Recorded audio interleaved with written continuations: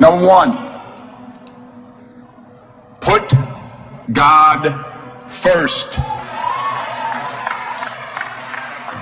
Put God first in everything you do. Everything that you think you see in me, everything that I've accomplished, everything that you think I have, and I have a few things, everything that I have is by the grace of God. Understand that. It's a gift. 40 years ago, March 27th, 1975, it was 40 years ago, just this past March, I was flunking out of college. I had a 1.7 grade point average. I hope none of you can relate. I had a 1.7 grade point average. I was sitting in my mother's beauty shop. They still call it beauty shop now? What they call it now? Yeah, I was sitting in the beauty parlor. I was sitting in my mother's beauty parlor, and I'm looking in the mirror, and I see behind me this woman under the dryer. And every time she looked up, every time I looked up, she was looking at me, just looking me in the eye. I didn't know who she was, and I said, she said, somebody give me a pen, give me a pencil, I have a prophecy. March 27, 1975, she said, boy, you are gonna travel the world and speak to millions of people. Now mind you, I was flunked out of college. I'm thinking about joining the army. I didn't know what I was gonna do, and she's telling me I'm gonna travel the world and speak to millions of people. Well, I have traveled the world, and I have spoke to millions of people. But that's not the most important thing, the success that I had. The most important thing is that what she taught me and what she told me that day has stayed with me since. I've been protected, I've been directed, I've been corrected. I've kept God in my life, and it's kept me humble. I didn't always stick with him, but he always stuck with me. So stick with him in everything you do. If you think you want to do what you think I've done, then do what I've done and stick with God. Number two, fail big. That's right. Fail big. Today is the beginning of the rest of your life, and it can be very frightening. It's a new world out there. It's a mean world out there, and you only live once. So do what you feel passionate about. Take chances professionally. Don't be afraid to fail. There's an old IQ test, was 9 dots, and you had to draw 5 lines with a pencil within these 9 dots without lifting the pencil. The only way to do it was to go outside the box. So don't be afraid to go outside the box. Don't be afraid to think outside the box. Don't be afraid to fail big, to dream big.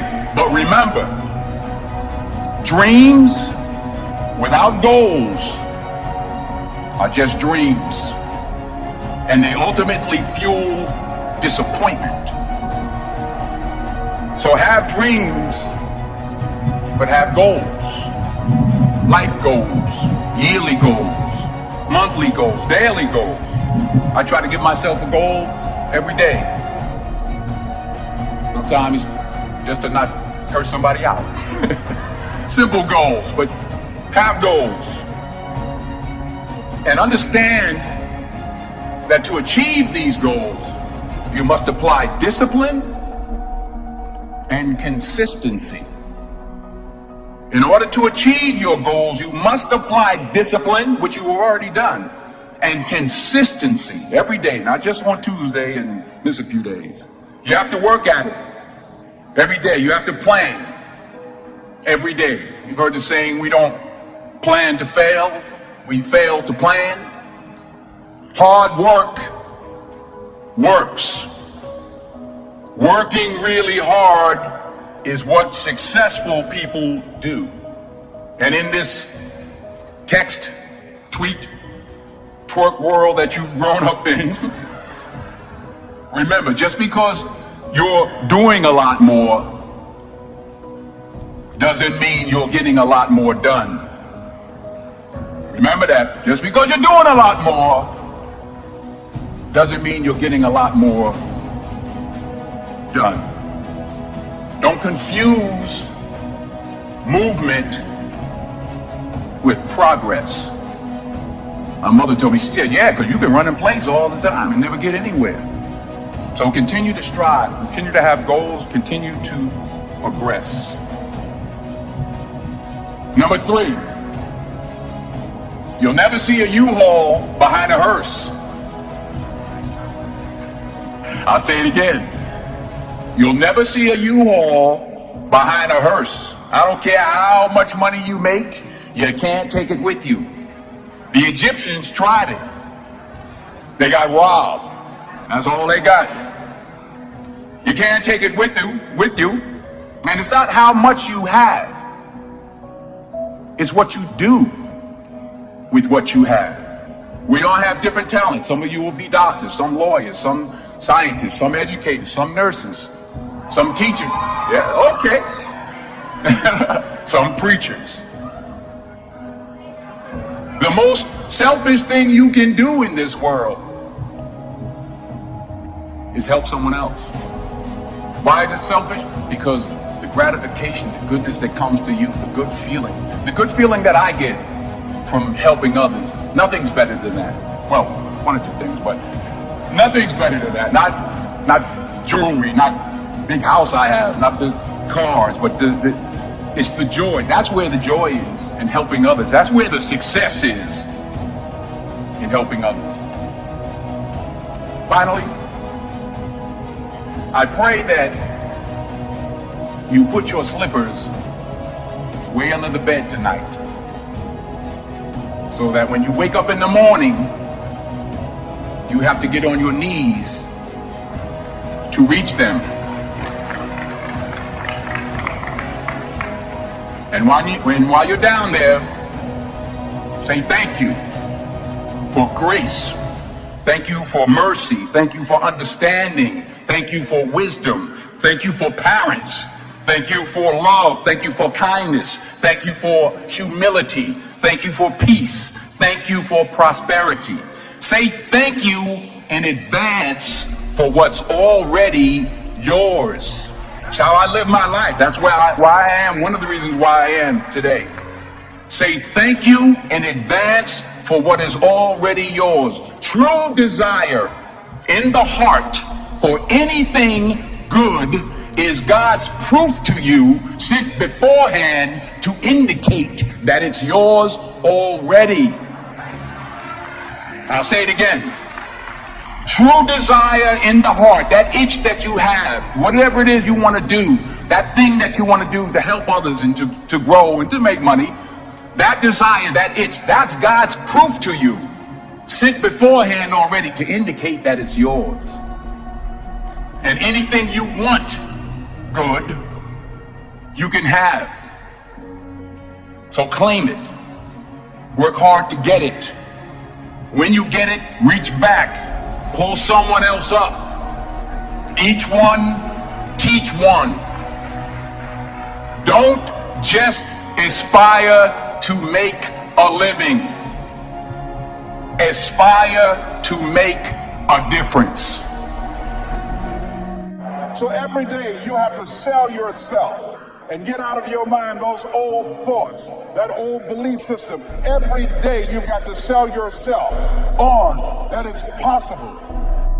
You don't get in life what you want, you get in life what you are. Always strive to get on top in life because it's the bottom that's overcrowded. You gotta be hungry.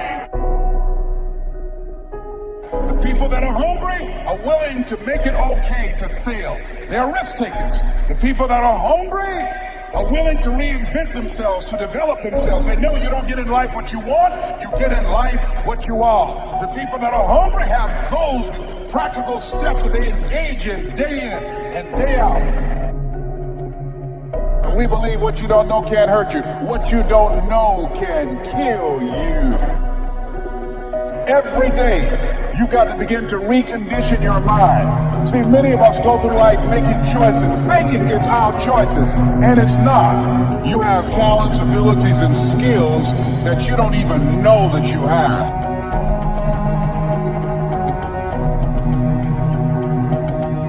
Do you want to live a life of productivity?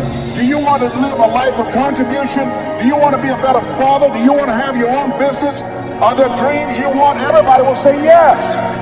But see, want shows up in conversation. Expectation shows up in behavior.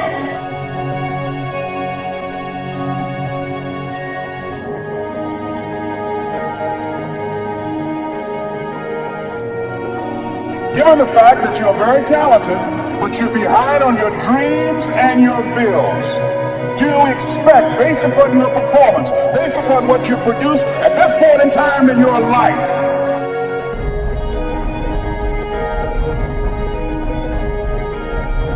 see, we live in a world where we believe that bad things are supposed to happen to us. Hold yourself to high standards, whatever you do. There's no saying, do not go where the path may lead, but go where there's no path and leave a trail. I refuse to live from hand to mouth. I prefer the challenges of life to the guaranteed existence, the thrill of fulfillment to the still calm of utopia. I will never cower before any master, nor bend to any threat. You got to sacrifice before you reign. Well, that's why the Bible says, judge a tree by the fruit it bears, not the fruit that it wants. Treat people with respect. Treat them the way that you want to be treated.